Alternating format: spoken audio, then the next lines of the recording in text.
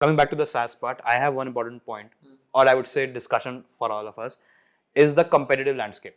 See, we are always subjected to the fact that even if it's a white space, but the bigger giants, right, who have put a lot of resources, who know where the market dynamics is, and your success is not hidden. It's a very connected world.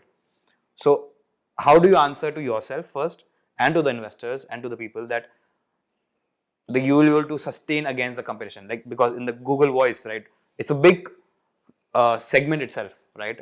And for them to come up with a voice related product which can help SMBs to manage their things. I know it might not be their focus, but it can be their focus. So how do you address that kind of questions, right? I think that is a very tricky question for any kind of a startup, and that's something. No, actually, we can take an example of Microsoft, right? Microsoft, since a very long time, for a very long time, they have been like focusing their cloud business only for enterprises. Yeah.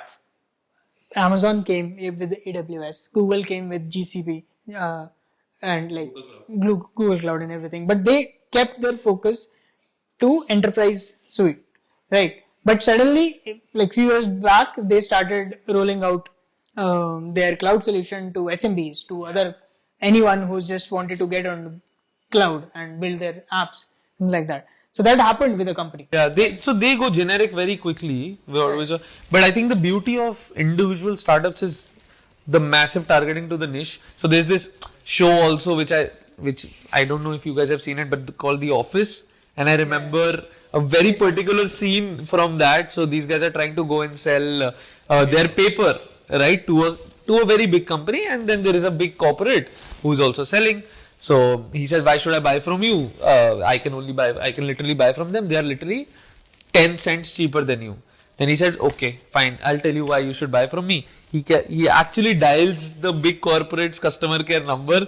He hands them, and it just goes on dialer tone and nothing. And he says, but I am here. This is my personal number. I do not sleep. Call me whenever and I will help you out. So he's like, you got the contract. I think that personalization. That's a good point. That personalization of the niche. That's a very fictional personalization you were talking about. Yeah, but I just feel. Every company is having their customer support. No, I get that. But what I feel is that exact specialization in that particular niche, which a startup can provide, and that kind of a commitment. Correct. So I can witness this. Like in our case also, like we are getting customers from bigger competitors to us because of this reason. Support is the key key thing in like SaaS, which people they are getting like very bad support right now. Like businesses they are not getting response. They have no one to hear them. Yeah. So that is the problem that is there, and that's where you can create a key differentiator based on support as well. Support can be a mode for any business.